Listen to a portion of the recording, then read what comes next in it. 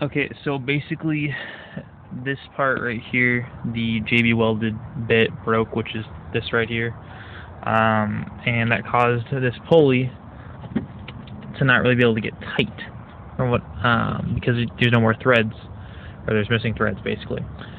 And a pulley snapped on me. One of these snapped on me last night, so I bought a new one. We moved it and we thought it was fine, but it obviously was not. So we're kind of having at the point where we're just gonna replace it. That's why I bought this. I got the forged pistons and everything.